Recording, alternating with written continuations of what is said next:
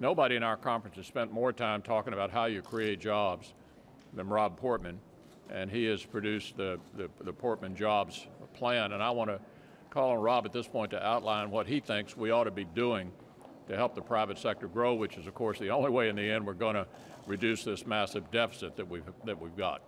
Rob? Mitch, thanks very much. Today we're unveiling the Senate Republican Jobs Plan. You all should have it. If you don't, let me know.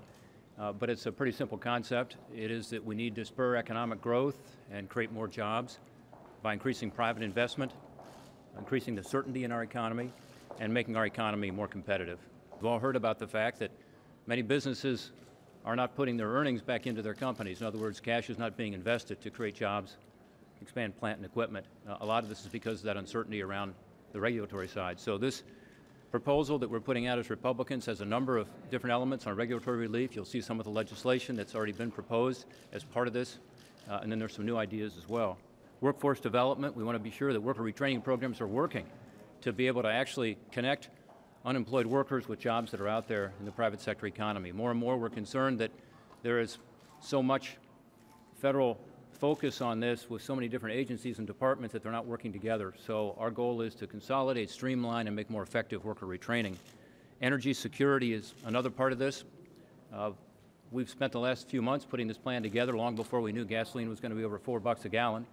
Now it's even more important that we focus on getting away from our dangerous dependency on foreign oil. And that means developing more resources here at home, as you'll see in the plan.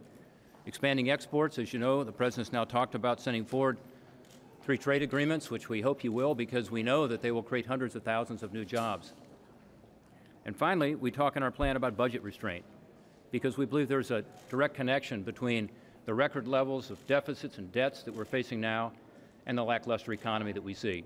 This is, again, a blueprint of some great ideas put together by our Republican conference over the last few months. It's something all of our Republican senators are going to be out talking about and connecting it directly to this critical budget debate. We hope that on a bipartisan basis we can move these proposals forward and get our economy back on track and create the jobs that we so desperately need.